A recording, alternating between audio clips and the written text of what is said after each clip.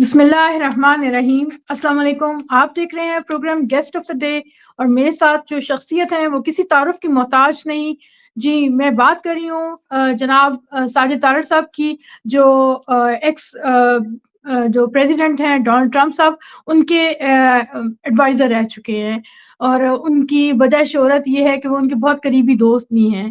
तो अस्सलाम वालेकुम सर। वालेकुम सलाम। Thank you Kiran, thank you for having me in your show. Thank you.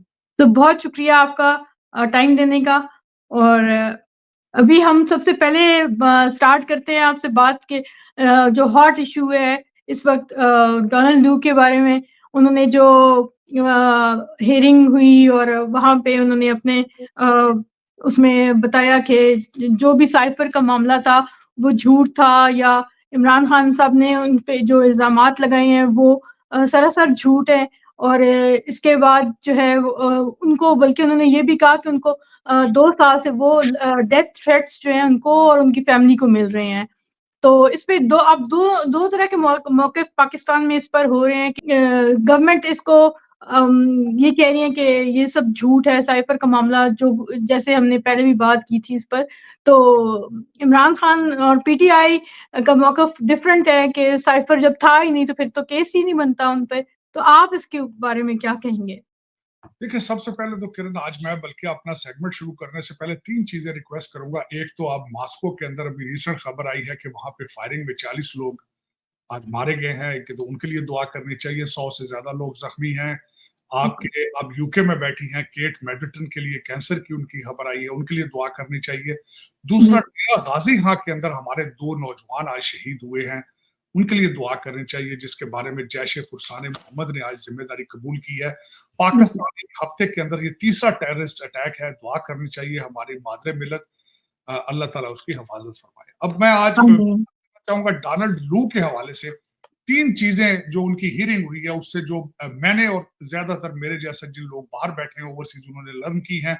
एक तो ये कि साइफर जो था वो एक धोखा था। उसपे 55 जलसे किए गए।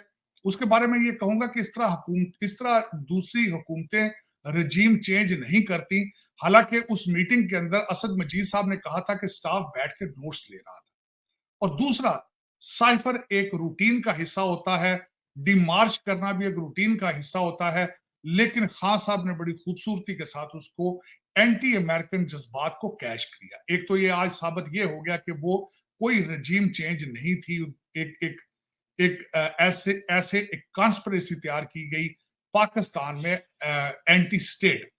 दूसरा पॉइंट उसमें मैं ये कहूंगा कि आज 250 लोग, जो 250 मिलियन लोग पाकिस्तानी, उन्होंने ये देख लिया है कि किस तरह पैसा अगर दें तो अमेरिकन कांग्रेसमैन किस तरह तोते की तरह बोलते हैं। ब्रैड शर्मन जो कि हमारे एक कांग्रेसमैन हैं, कैलिफोर्निया से हैं, रिपब्लिकन हैं, और उनको आजकल हमारी पाकिस्तानी कम्युनिटी उनको फंडिंग कर रही है, लॉबी कर रही है। और उनके कुछ डॉक्टर दोस्त हैं वहां के जो उनको मजबूर करते हैं इस तरह की चीजें करने के लिए। आज उन्होंने जो डोनाल्ड लू है उनके बैठकर वहां पे उन्होंने अमेरिकन एम्बेसडर इन पाकिस्तान ये भी कहा है कि आप जाके देखें हमारे मुर्शद जो हैं वो 35 लाख रुपए के बकरे की टांगे किस तरह खा गए हैं। 35 लाख 6 महीने के अंदर उनका खर्चा जो है खाने का 35 लाख। फिर किस तरीके से वो दरबार लगाते हैं, जिस तरह सारा दिन वकील आते हैं, उन्हें शेर सुनाते हैं, उनका दिल लगाते हैं, स्टेशनरी बाइक है, पता नहीं क्या क्या है, जेल तो नहीं है, ऑलमोस्ट मैरियट है 5 स्टार। और तीसरी चीज जो सबसे बड़ी, जो मुझे दुख है, क्योंकि मेरा किरण पाकिस्तान किसी सियासी पार्टी के साथ रिलेशनशिप नहीं है, ना मैं पाकिस्तान मेरी कोई पॉलिटिकल इंटेंशन है। तीसरा दुख मुझे ये हुआ है कि आज तक मेरे 35 साल के अमेरिका के अंदर रहने के तजर्बे में मैंने किसी पाकिस्तानी को पाकिस्तान का मुकदमा लड़ते नहीं देखा। आज तक मैंने किसी पाकिस्तानी को इतना भरपूर कश्मीर का मुकदमा लड़ते नहीं देखा। आज तक यहाँ पे F-16 का यहाँ केस था अमेरिकन के साथ, किसी को इस तरह लड़ते नहीं देखा।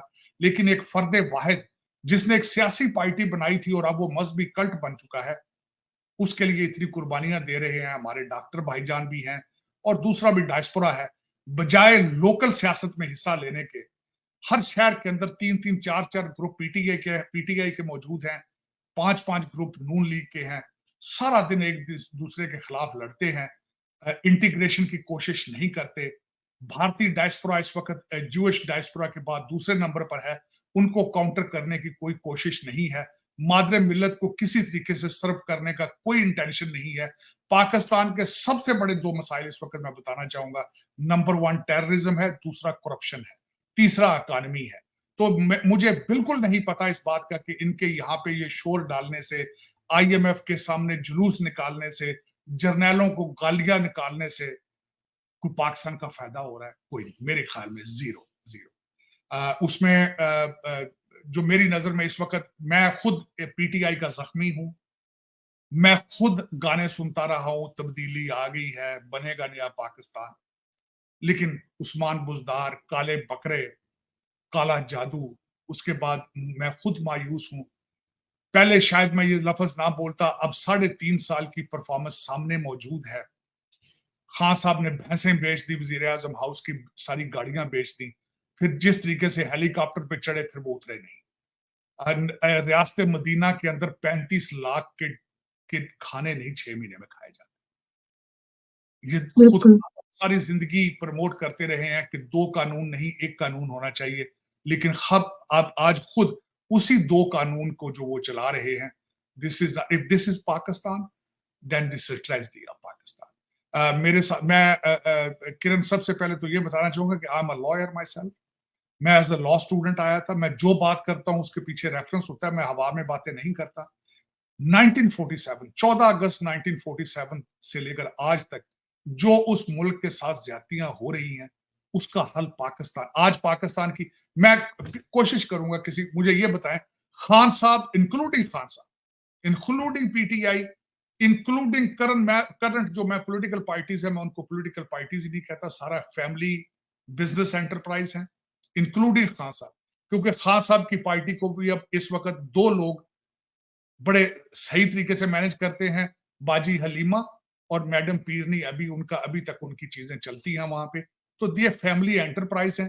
खान साहब के अपने बच्चे लंदन में आर्टिफिशियल इंटेलिजेंस पढ़ रहे होंगे मेरे ख्याल में, लेकिन कौम के बच्चों को वो मुसलसल ये कह रहे हैं ये सियासत नहीं जिहाद है, हालांकि उन्हें खुद नहीं ये पता, ऑक्सफोर्ड ग्रेजुएट है, कि ये जिन बच्चों को आप जिहाद का सबक दे रहे हैं, इनके डीएनए में जिहाद नहीं है। इन्होंने आज तक जिन लोगों को ये खिताब करते हैं लाखों के हिसाब से, इन्होंने ना आज तक पठानों के खिलाफ जिहाद किया है, ना ब्रिटिश लोगों के खिलाफ जिहाद किया है। खान साहब लेकिन पावर पॉलिटिक्स पे बिलीव करते हैं, मैकियावेली के फॉलोअर हैं, और this is what he is doing, which is wrong for Pakistan. 250 million लोगों को मिसगाइड किया जा रहा है। इन लोगों को जरूरत इस वक्त मैथ और इंग्लिश पढ़ने की है, आर्टिफिशियल इंटेलिजेंस पढ़ने की जरूरत है इन्हें, लेकिन इनको जिहाद की बत्ती के पीछे लगाया जा रहा है, जिसका कोई मुस्तकबिल नहीं, कोई मुस्तकबिल।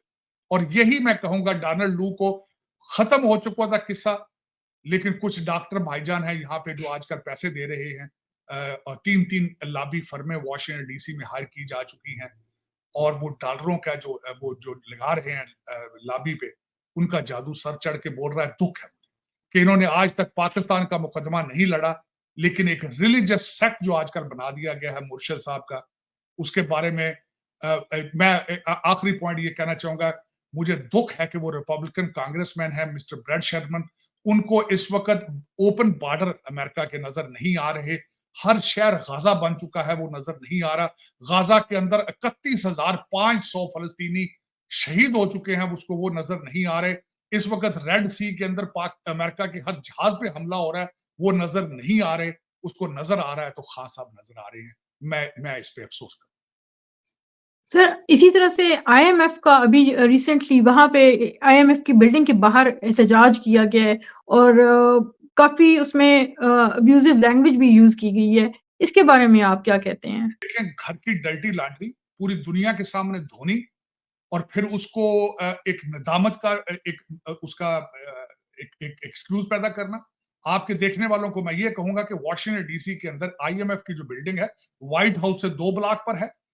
एक ब्लॉक पर वो वर्ल्ड बैंक की बिल्डिंग है, और स्टेट डिपार्टमेंट की बिल्डिंग 4-5 ब्लॉक दूर है। सारी दुनिया ने देखा है कि किस तरह अमेरिका के जो लोग डायस्पोरा है, अनएजुकेटेड डायस्पोरा, जिन्होंने लाउड स्पीकर लेकर पाकिस्तान के ना सिर्फ जर्नैलों की तस्वीरें लगाई, बल्कि उनके नाम ले लेकर गालियां निकाली।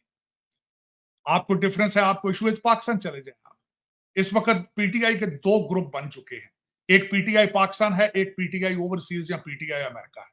पीटीआई अमेरिका के अपना स्टैंड है, पीटीआई पाकिस्तान के अपने स्टैंड है। ये जो लोग यहां बैठ के ये समझते हैं कि जर्नैलों को गालियां देना इसका हल है, ये पाकिस्तान चलेगा मेरे ख्याल में। लेकिन इन्होंने पाकिस्तान की जग हसाई कराई है, बेइज्जती कराई है। और मैं जिस तरह पहले कहा है, काश यही लौंडे लपाड़े कभी पाकिस्तान के लिए निकलते, कश्मीर के लिए निकलते, कभी वीगर मुसलमानों के लिए निकलते, कभी बर्मा के मुसलमानों के लिए निकलते। लेकिन अफसोस है मुर्शद के लिए निकल रहे हैं, मुर्शद। क्योंकि देखें, मेरे मेरे तजर्बे के मुताबिक जहां जहलियत होती है, जहां लोग तालीम नहीं होती, वहां पे मजहब का जादू सर चढ़ के बोलता है। वहां 3.5 साल वाहिद इस्लामिक एटॉमिक पावर को काले बकरों से चलाया। एक मैडम पीरनी आई है जिसने एक ऑक्सफोर्ड ग्रेजुएट को कहा कि तुम मुझसे शादी करो, वजीर आजम बन जाओ, और उन्होंने किया है। और फिर 3.5 साल उन्होंने एक वाहिद इस्लामिक एटॉमिक सुपर पावर को चलाया है। ये आप खुद देख लें कि 21st सेंचुरी में काले बकरों की गुंजाइश है, तो you are welcome to do it, matter of fact. लेकिन मैं इन्हीं वजूहात की वजह से 35 साल पहले वहां से जान बचा के भागा था। इनको देखना चाहिए कि क्या ये पाकिस्तान का मुस्तकबिल यही है। सर, उनके तहफ़्फ़ुज़ात ये हैं कि उनका मैंडेट चोरी किया गया, इलेक्शन में उनके तहफ़्फ़ुज़ात हैं। आप क्या समझते हैं कि क्या वाक़ई साफ़ शफ़ाफ़ फ्री एंड फेयर इलेक्शंस हुए हैं, या इसके बारे में क्या कहेंगे? 2024 का मैं इलेक्शन, जिस तरह मैं सारे इनके एक्सक्यूजिंग इतराज़ात, मैंडेट, सारे क्वेश्चन, 2018 का इलेक्शन फेयर था। आज ये आर्मी के खिलाफ हैं। जनरल फैज सिविलियन थे, जनरल बाजवा सिविलियन थे। मैं आज आपसे ये क्वेश्चन करना चाहता हूं, इमरान खान की अपनी वर्डिंग है कि आर्मी चीफ कौम का बाप होता है। आज बाप नहीं है वो, आज बाप नहीं है। मैं आज आपको एक बंदे का नाम बताना चाहूंगा, डॉक्टर आमर लियाकत, कराची से इलेक्शन जीते थे। ये खुद हैरान हो गए थे ये किस तरह जीत के आ गया इलेक्शन। बिल्कुल। जब खुद आप इसी तरीके से आए हो तो किस तरह आप कहेंगे कि 2024 के इलेक्शन फेयर नहीं है? How dare you. बिल्कुल, बिल्कुल। जब आप खुद जनरल पाशा की वतन से आप पैदा हो, जब आप खुद एस्टेब्लिशमेंट की कोख से पैदा हो, how dare you talk about establishment and army again. किस मुंह से बात करते हो भाई तुम लोग? खान साहब के अपने अल्फाज हैं कि ये लोग बजट पास कराने के लिए भी एजेंसियां एमएनएस को पकड़ पकड़ के असेंबली में लाती थी।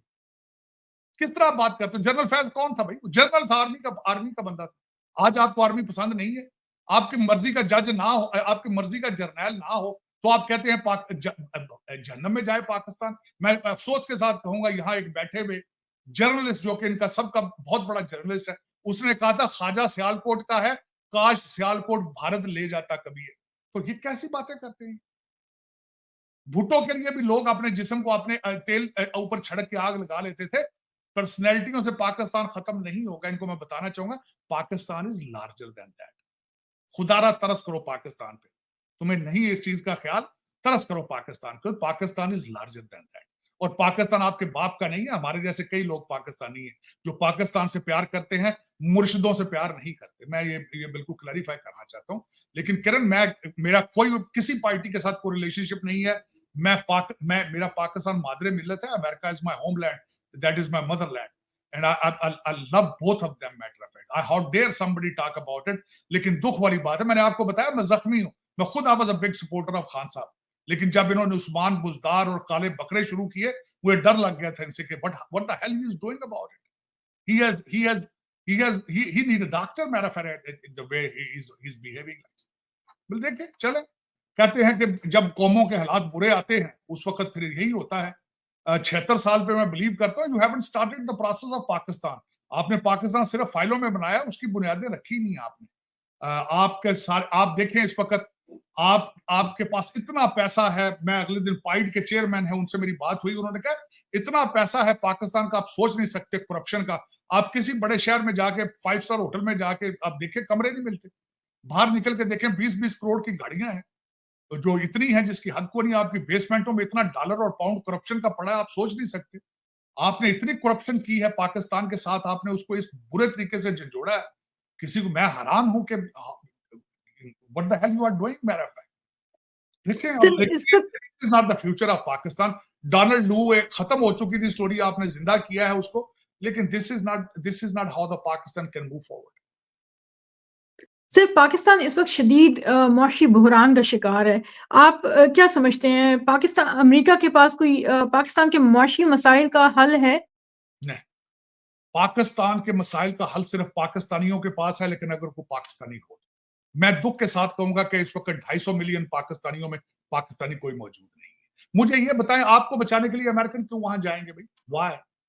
Why are you looking towards China और America to save you? Why? Why should you?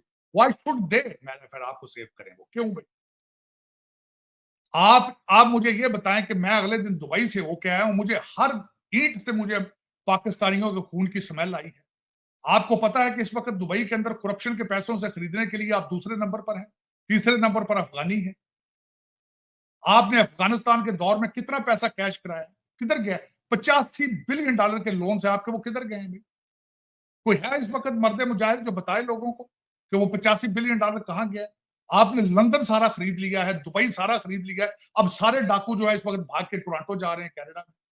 और एवरीबॉडी नोज़ इट। मैं जो भी बातें किरण कर रहा हूँ, वो मैं कोई नई बातें नहीं कर रहा हूँ। Every Pakistani who is holding a smartphone in his hand, he knows what is going on with Pakistan. किस तरीके से इस मुल्क को लूटा जा रहा है, पता सबको पता है। लेकिन अमेरिका क्यों पाकिस्तान को बचाएगा? जब पाकिस्तानी पाकिस्तान को नहीं बचाना चाहते, व्हाई अमेरिका शुड और व्हाट? व्हाई? क्यों? लेकिन ये है कि उसमें आपकी लॉटरी निकलती है। मैं अगले दिन किसी को मैंने एक आपके नेशनल टीवी पे प्राइम टाइम पे मैंने लफ्ज़ इस्तेमाल किए थे। मैंने कहा एक अपॉर्च्युनिटी अफ़गानिस्तान की आई थी, अब दूसरी अपॉर्च्युनिटी ताइवान के हवाले से फिर आ रही है। लेकिन मेरी ख़्वाहिश होगी कि पाकिस्तान तरक्की करे, बजाए इसके कि कुछ पाकिस्तानी दुबई और लंदन में तरक्की करें। ये फिर आप पे डिपेंड करता है, उन पाकिस्तानियों पे डिपेंड करता है, किस्मत पे डिपेंड करता है पाकिस्तान की। दुःख के साथ कहूँगा किरण कि मैं जब भी कभी उम्रा करने सऊदी अरेबिया गया हूँ, सबसे ज़्यादा इबादत करने के लिए वहाँ पे पाकिस्तानी मौजूद हुए हैं। लेकिन मुझे दुःख होता है कि खुदा की ज़ात अब ना आपकी दुआएँ सुनती है, ना बददुआएँ सुनती है। सर, अमरीकी जो ईवान ए नुमाइंदगान की जो कमेटी थी, उसमें जो डेमोक्रेट रुकन डीन फिलिप्स जो थे, उन्होंने ये तशवीश का इज़हार किया है कि 2 मिलियन अफ़गान बाशिंदों को अनरजिस्टर्ड होने की वजह से वापस अफ़गानिस्तान भेजा जा रहा है। इसके बारे में आप क्या कहते हैं? देखिए, इस वक़्त आपको पता होना चाहिए 1.7 मिलियन इल्लीगल अफ़गानी वहाँ पे हैं। 1 हफ्ते के अंदर 3 अटैक, तीनों के तीनों अफ़गानिस्तान से होके आ रहे हैं जो सुसाइड बॉम्बिंग कर रहे हैं। फिर उसको छोड़ें, ठीक, अटैक हुए हैं, अफ़गानिस्तान को चाहिए था कंडेम करता, पाकिस्तान की मदद करता, टीटीपी को डिसआर्म करता, लेकिन क्या जवाब आ रहा है वहाँ से, आपको पता है इस बात? थ्रेट्स आ रही हैं फिर अफ़गानिस्तान से। सर, पिछले अब 5 सालों में 8.5 से ज़्यादा हमारे फ़ौजी शहीद हो चुके हैं। 900 अटैक 2023 में 900 अटैक किए हैं अफगानिस्तान, और सब के सब अफगानिस्तान से आए हैं। और 900 अटैक्स में से सब के सब अफगानिस्तान से केपीके और बलूचिस्तान पे आए हैं, बलूचिस्तान में हुए हैं। और अमेरिका से सबसे पहले तो इस कांग्रेसमैन से ये मैं पूछना चाहूंगा, $85 बिलियन का असला छोड़कर रात के अंधेरे में अपने बच्चों की लाशें उठा के वहां से भाग आए हो, अब वो असला वो इस्तेमाल कर रहे हैं, अब उसका जवाब क्यों नहीं देते? You have made the entire region dangerous place to live. और आज आप कह रहे हो कि जी आप अफगानिस्तान को क्यों निकाल रहे हो? निकालने ना तो क्या करें, बल्कि वो निकल ही नहीं रही हैं, वो निकलने किस तरह? उनको बुलाया था हमने, वो तो जबरदस्ती भाग चढ़ के ऊपर आ गए। पाकिस्तान तबाह हो गया एक स्टेट की वजह से, और आज वो दुश्मन है आपके। बल्कि मैं दुःख है जिन लोगों के इस वक्त ये जो हमारा ओवरसीज पाकिस्तानी डायस्पोरा पागल होता फिर रहा है, इनको यही नहीं पता कि वो तो लाके इनको आबाद करना चाह रहा था। यही है कि सबसे बड़ी वजह है जो टीटीपी के लोग वापस लाके आबाद कर रहे थे जिनको, और जेलों में से जो खतरनाक टीटीपी के लोग थे उनको निकाल दिया। वही आप दोबारा पाकिस्तान पे हमले कर रहे हैं। इनके शेख रशीद साहब इंटीरियर मिनिस्टर थे, मैं उनका एक बयान कोट करना चाहूंगा। ये उनका ऑन नेशनल टीवी बयान था कि इस्लामाबाद के गिरदोनवा में 5000 तालिबान की फैमिलियां आबाद हैं। फिर इन्होंने जाके काबुल के अंदर इन्होंने जश्न मनाए, इन्होंने चाय पी जाके उनके साथ। फिर इस्लामाबाद की मस्जिदों में इन्होंने तालिबान के झंडे लगाए, और ये मुर्शद पाक है, इन्होंने असेंबली में खड़े होकर कह दिया कि they have taken the shackles out of slavery. इसीलिए तो नहीं कहते उनको तालिबान खान, उनका नाम है, टाइटल है उनका। इनको चाहिए, और आप ख्वाजा आसफ साहब जो डिफेंस मिनिस्टर वो कह चुके हैं कि वो बिल्कुल। We should bring them to the assembly. Sir, ठीक है। मैं यही आपसे क्वेश्चन करने लगी थी कि उनका ख्वाजा आसिफ साहब का जो बयान आया है उन उसके बारे में आप मुत्तफ़िक हैं? उन्होंने जो कुछ कहा है कि इनको मैं बिल्कुल उनसे मुत्फिक हूं, लेकिन इट इज नॉट पॉसिबल। उसके बारे में आजम अजीज ताड़ साहब ने आगे स्टेटमेंट दी है, जो लॉ मिनिस्टर है, कि it is not possible because they are retired people now. लेकिन जिन लोगों ने जो इस वक्त पाकिस्तान में, देखे ना, आज 2 फौजी मरे हैं, अगले दिन एक लेफ्टिनेंट कर्नल जो है वो शहीद हुए हैं, एक कैप्टन शहीद हुआ है। उनकी माओ को कौन जवाब देगा? उनकी माएं आज जवाब मांगती हैं कि तुम्हारे डिसीजन की वजह से जिन लोगों को तुम रिहेबिलिटेट करना चाहते थे, हमारे बच्चे आज मर चुके हैं। उनकी माओ को कौन जवाब देगा? बिल्कुल सब सर, इनको लॉन्च किया गया यहाँ पे, अब उनका एहतसाब तो होना चाहिए ना। मस्ट यू ऑलवेज किरण, मैंने यहाँ आके ज्यादातर चीजें देखी हैं अमेरिका में। I became a decent human after coming here, matter of fact. वहां से तो मैं भी I was part of the propaganda और सारा कुछ चीजें। लेकिन किरण, मैं ये सबसे बड़ी जो चीज अमेरिका में आके चीज सीखी है, जब तक आप अपनी गलतियों को एडमिट नहीं करते, करेक्शन शुरू नहीं होती, जो कि पाकिस्तान के अंदर रवाज नहीं है। सबसे पहले तो जो लोग, जिन्होंने लोगों ने गलत फैसले किए, उनको खुद एडमिट करके कौम से माफी मांगनी चाहिए। उन पे ट्रायल करें ना करें, लेकिन कौम से माफी मांगे। वो जो लेफ्टिनेंट कर्नल जो शहीद हुआ है, जो कैप्टन है, उसकी मां को आज माफी मांग के सुकून दें आप, तसल्ली दें आप। हमसे गलती हुई है, हम जो दूसरे कप्तान है, कर्नल है, हम उनको शहीद नहीं होने दें। लेकिन ये रवाज ही नहीं है। कौन करेगा? आज मैं 2 चीजें मिसाल देना चाहूंगा आपको। भुट्टो के मर्डर का आज एडमिट कर लिया गया है कि जी वो एक जुडिशियल मर्डर था, लेकिन किसी को सजा नहीं दी गई। शौकत सिद्दीकी के केस का आज फैसला आ चुका है कि गलत फैसला था, लेकिन जिन्होंने फैसले दिए उनको सजा नहीं दी गई। यही सबसे बड़ा प्रॉब्लम है पाकिस्तान। यही सबसे बिल्कुल सर। करेक्शन होगी जब आप अकाउंटेबिलिटी प्रॉपरली करेंगे। जनरल फैज के भाई को अरेस्ट किया और दोबारा से उनकी बेल हो गई और उन्हें छोड़ दिया। बल्कि आज सबसे बड़ी बात यह, ख्वाजा आसिफ साहब ने कहा कि मैंने जब ये बात की थी, उसके बाद मुझे थ्रेट्स आ रही बिल्कुल उनको हाँ जी, और उनको उनसे क्वेश्चंस भी हुए कि आपको तो ये छोड़ना पड़ेगा सियासत, तो निकलना पड़ेगा गवर्नमेंट। तो वो कहते हैं ठीक है, मुझे घर का रास्ता पता है। देखिए ना, एक सिटिंग डिफेंस मिनिस्टर है, और अगर वो कंप्लेन कर रहा है कि मुझे टेलीफोन पे धमकियां दी जा रही हैं, तो दूसरा 250 मिलियन पाकिस्तानी, वो तो मक्खी है, वो तो मच्छर है। उनका कौन वारस है? उनका तो कोई वारस नहीं। सर, आप समझते हैं कि अमेरिका जो है वो ईरान से पाकिस्तान को गैस की फराहमी में रुकावट डाल रहा है? अब दर हकीकत इस वक्त मैं बल्कि ये डोनाल्ड लू से उन्होंने भी अपने इस जो अगले दिन हियरिंग की है, उसके अंदर उन्होंने बताया कि America will be not won't let them do it. इस वक्त अगर आप देखा जाए तो 2-3 चीजें मैं सामने आपके रखना चाहूंगा। एक तो उस रीजन के अंदर कोल्ड वार शुरू हो चुकी है, चाइना के बिल्कुल हवाले, ताइवान के हवाले से। बिल्कुल चाइना मसल फ्लेक्स कर रहा है, मालदीव से उन्होंने भारत को निकाल दिया है। उनके आर्मी जनरल इस वक्त नेपाल और श्रीलंका में अपना विजिट कर रहे हैं। आपके भारत के जो प्राइम मिनिस्टर हैं मोदी साहब, अपने इलेक्शन के होने के बावजूद ही इज इन भूटान। तो थिंग्स आर सेंसिटिव। भारत और चाइना अपने बॉर्डर पे खड़ा है। भारत ने अग्नि 5 का तजर्बा किया है, 10,000 मजीद फौजें भेज दी हैं। चाइना ने अगले दिन लाइव एक्सरसाइज की है कुराक्रम रीजन के अंदर। इन सर्कमस्टांसेस के, और दूसरा, ईरान आपके ऊपर अटैक कर चुका है, आपने उसका जवाब दिया है। Under these circumstances you think that America will allow you to do it? It's not possible. America is serious in that region. America is taking China very seriously. मेरे ख्याल में China, America will have their own reservations. Sir, आप फिर पाकिस्तान का क्या आप role देख रहे हैं? पाकिस्तान की सिचुएशन को किस तरह से देख रहे हैं? एक तरफ अमेरिका है, फिर इधर से चाइना है, फिर अफगानिस्तान की तरफ से अटैक्स हो रहे हैं, ईरान के साथ प्रॉब्लम्स हैं, इधर से इंडिया के साथ क्लैशेस हैं। क्या करे पाकिस्तान? किस सिचुएशन में है इस वक्त? देखिए, Pakistan is completely isolation, in isolation. और ये आइसोलेशन जो आज की नहीं है, ये खान साहब के पीरियड की भी थी और आज भी उसी तरह है। हर नेबर के साथ आपके रिलेशनशिप, किसी के साथ दुनिया में किसी के साथ रिलेशनशिप नहीं है। अमेरिका के रिलेशनशिप है आईएमएफ बेस्ड, चाइना के साथ आपके रिलेशनशिप है सीपैक बेस्ड। दर हकीकत मसला, in other words, if you personally ask me, आपके मनी बेस्ड रिलेशनशिप है। जहां से पैसे आए आप उनके साथ रिलेशनशिप, फिर जहां से पैसा आता है उनकी टर्म्स साथ आती है। आईएमएफ से पैसा लेंगे तो आपको ऐसे तो नहीं देंगे ना, साथ टर्म्स होंगी। सीपैक बनाएंगे, उनकी साथ टर्म्स होंगी। इन सर्कमस्टांसेस में यू आर बेसिकली, जिस तरह आपको बताया, you have become a non governable state, you fail state, रोग स्टेट। अब उसको करने के लिए क्या है? आपको सख्त फैसले करने की जरूरत है। आज भी अगर देखा जाए तो अभी तक खबर आ चुकी है 18% आप आप पेट्रोल के ऊपर टैक्स लगाने के लिए, उसके बाद आपके हालात, महंगाई का एक तूफान आएगा $8 बिलियन। अगर बिल्कुल सर, जब आईएमएफ के साथ होता है फिर तो महंगाई, और यही तो नवाज शरीफ का मौकफ था कि अवाम के ऊपर बर्डन नहीं डालना चाहिए। रिजाइन कर देते ना नवाज शरीफ साहब को, अगर इतना खतरा है तो हुकूमत छोड़ दें, फिर रिजाइन करें जी, हमने ये नहीं करना। बड़े सर फैसले इलेक्शंस में, अब इलेक्शंस के बाद जो गवर्नमेंट फॉर्मेशन हुई और इसमें बज़ाहिर वो नजर नहीं आ रहे, आप उनकी सियासत के बारे में क्या आप उनकी कहते हैं? उनकी उन्होंने जो पॉलिसी अडॉप्ट की है, एक तो वो उम्रे पे जा रहे हैं विद द फैमिली, और उसके बाद उम्रे के बाद लंदन आ जाए। और दूसरी चीज अगर देखी जाए तो इस कैबिनेट के अंदर नवाज शरीफ साहब का कोई भी जो उनका सपोर्टर है मौजूद नहीं है। तो नवाज शरीफ जो इस वक्त नून लीग कार्ड खेल रही है, उन्होंने सिर्फ और सिर्फ शहबाज शरीफ साहब को अंदर लॉन्च किया है ताकि कल को कह सकें कि जी ये नवाज शरीफ की टीम फेल नहीं हुई, ये शहबाज शरीफ की टीम फेल हुई, तो फिर एक जवाज हो कौम के पास जाने के लिए।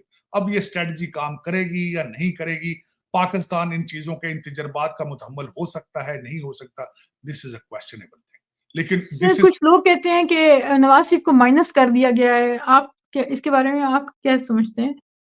नहीं, मेरे ख्याल में माइनस नहीं है, क्योंकि शहबाज शरीफ साहब ने मादी के अंदर बड़े बड़े सख्त अंडर प्रेशर अपने भाई को अबैंडन नहीं किया। मेरे ख्याल में इस दफा pressure was not that great. जो स्ट्रेटजी मैंने आपको बताई है कि this is their internal strategy, कि नवाज शरीफ और उनकी टीम को बचा के रखा जाए कि कल को फेस सेविंग की जा सके, कहे जी कि शहबाज शरीफ साहब की टीम फेल हुई है, वो फेल हुए हैं, अब हमें एक मौका और दिया जाए। लेकिन मेरे ख्याल में Pakistan, question is this, can Pakistan afford all of these experiments जो नए तजर्बे हैं?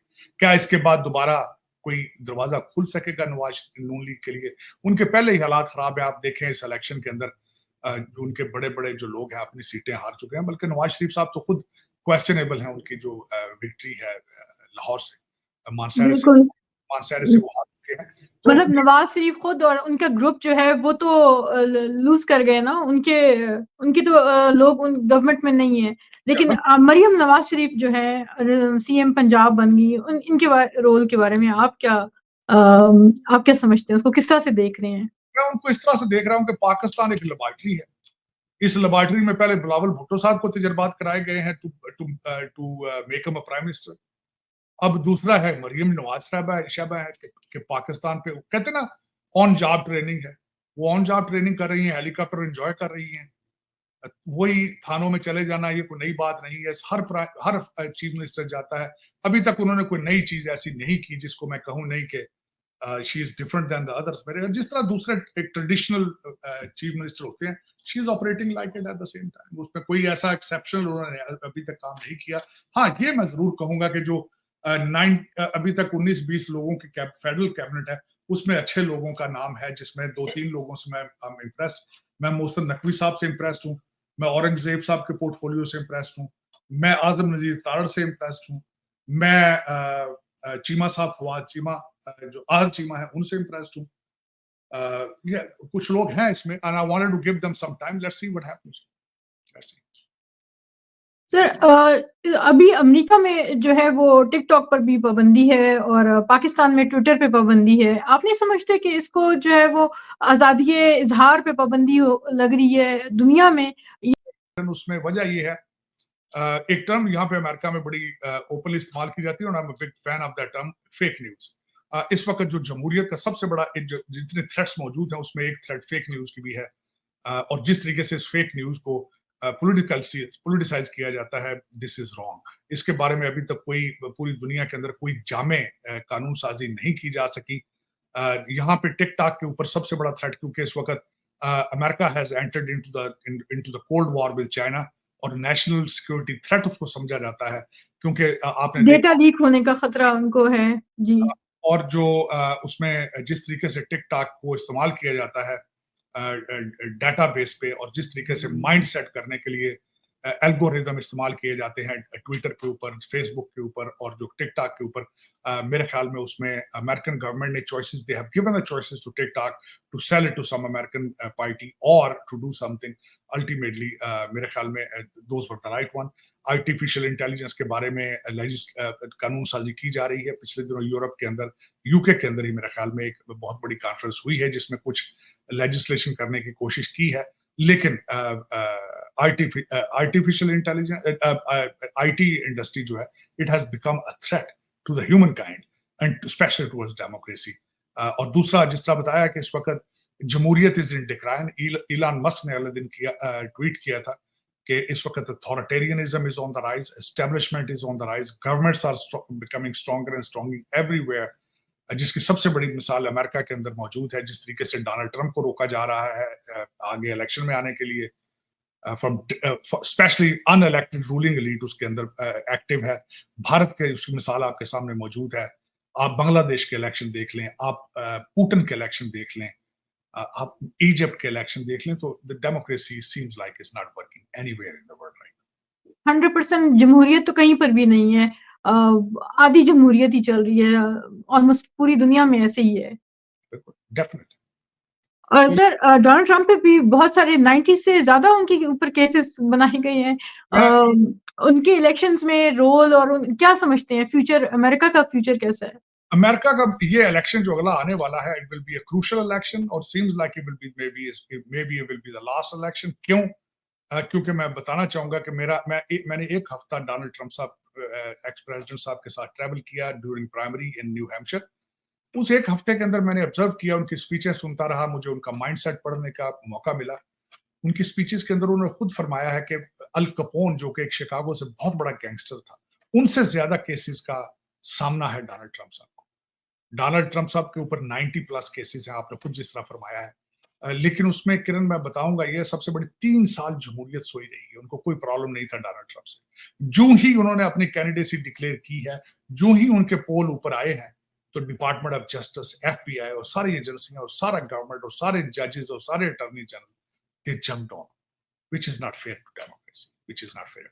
अब इस वक्त सुप्रीम कोर्ट ने हालांकि डिसीजन दे दिया है 9-0 कि रूलिंग एलीट को उन्होंने रोकने की कोशिश की है, और उन्होंने खासकर जजेस ने कहा है कि this is the people's right to keep him out of the ballot. लेकिन अब दूसरा अटैक उन पे जारी है। $465 मिलियन उनसे न्यूयॉर्क की एक कोर्ट जो है उनसे मांग रही है कि डिपॉजिट कराया जाए एज ए बॉन्ड, और अगर वो 465 मिलियन जमा कराते हैं, he won't be able to run the election. तो इस वक्त अगर देखा जाए तो America is run by Obama.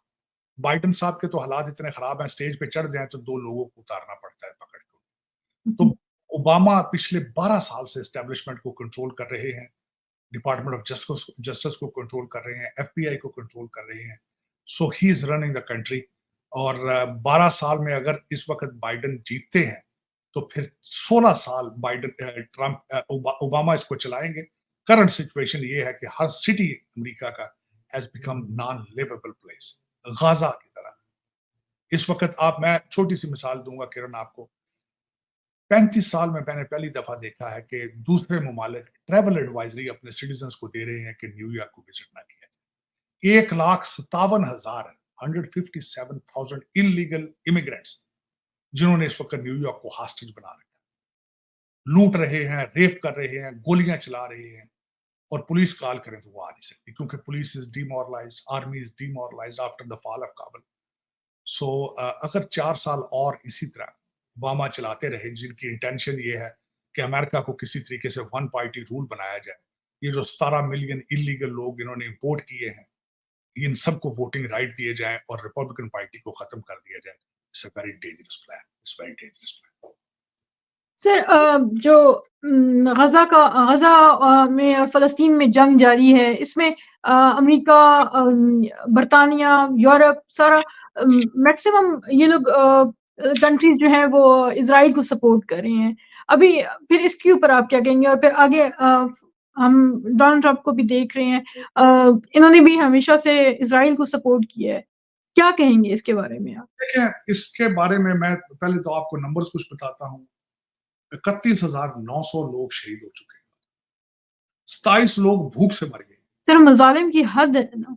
73,500 लोग जख्मी हैं, और दूसरी तरफ से इजराइल के सिर्फ 247 फौजी मारे। टोनी ब्लिंकन का छठा दौरा है, अभी इजिप्ट गए हैं वो, उसके बाद वहां पे बात कर रहे हैं, एमबीएस से उनकी मुलाकात हुई है, और थर्सडे को वो कायरा के अंदर दूसरे मुसलमान वजीर खारजा उनसे मिलेंगे। निकलेगा क्या? कुछ भी नहीं निकलेगा। मैं किसी को ब्लेम नहीं करूंगा, मैं ब्लेम करूंगा 2 बिलियन मुसलमानों जो पूरी दुनिया के अंदर इस वक्त बकरियां बने हैं, वो अपने मुल्कों में रह रहे हैं, वहां भी जलील हो रहे हैं, जो मुल्कों से बाहर हैं वो भी जलील हो रहे हैं।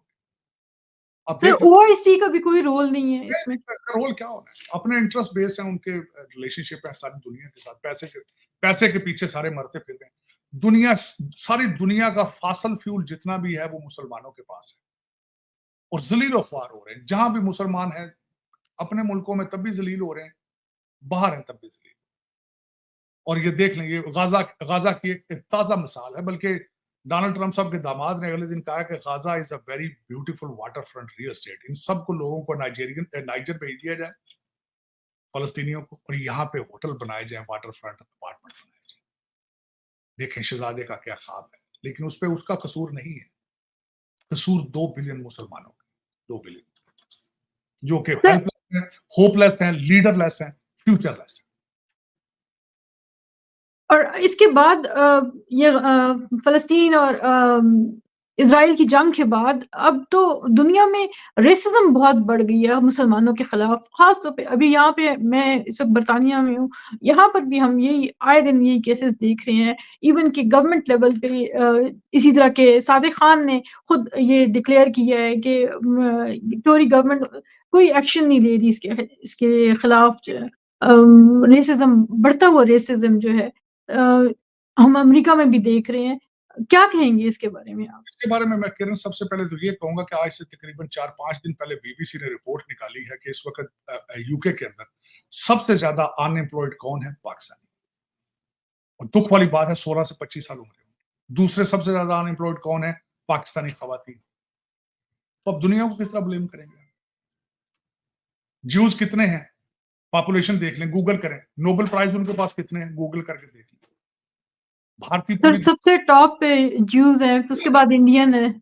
आप ये देखें, तालीम सबसे बड़ी बात है, तालीम। मैं आपसे ये क्वेश्चन है, आप इसके प्रोग्राम के हवाले से आपके देखने वालों से मैं क्वेश्चन करूंगा। आप सारी दुनिया से नाराज हैं, आप साइंस से नाराज हैं, आप मैथ से नाराज हैं, आप तरक्की से नाराज हैं। आप सिर्फ 2 फिलॉसफीज लेके फॉलो कर रहे हैं कि आप या इस्लाम कबूल कर लो या वरना हम आपकी गर्दन उतार। इस फार्मूले के जरिए आप तरक्की कर पाएंगे?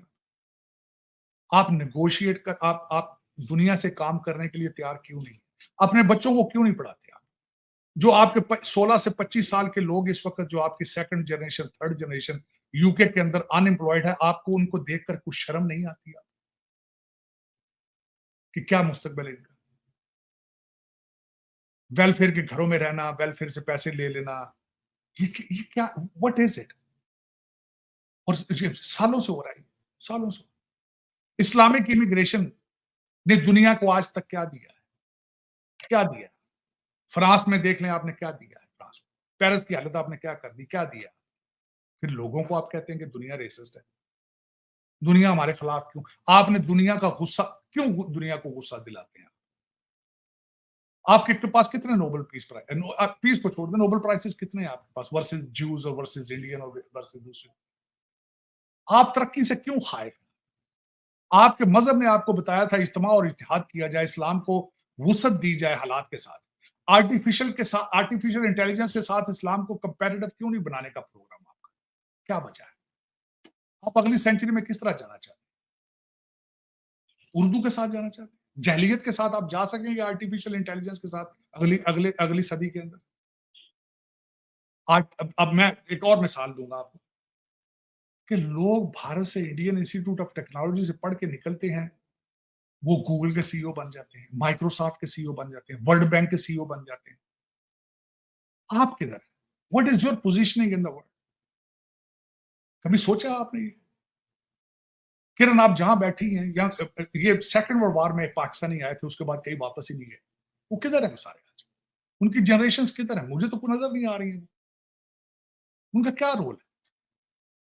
ऋषि हालाँकि सोनक, सर पॉपुलेशन बहुत बड़ी है यहाँ पे, 3rd 4th जनरेशन्स हैं उनकी यहाँ पे। पॉपुलेशन अफ्रीका की कम है। हुँ। क्या रोल है उनका दुनिया के अंदर? बताए ना, कुछ चीज मुझे बता दें, अफ्रीका से इजाद हुई हो, बताए ना आप मुझे। फिर लोग क्या देते हैं, यू आर रेसिस्ट। को बताया ना चीज आजाद हुई है उनकी। कहते हैं जी नेल्सन मंडेला 27 साल वो जेल में रहा, इससे बड़ी उसकी क्या अचीवमेंट?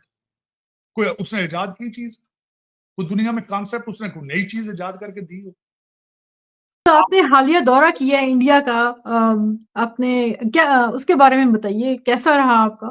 मैं आपको बताना ये चाह रहा हूँ, अगले दिन गूगल और माइक्रोसॉफ्ट के सीईओ गए हैं भारत। एक तो आपको इत्तला करना चाहता हूँ, 5 मिलियन कंप्यूटर प्रोग्रामर हैं इस वक़्त भारत के अंदर।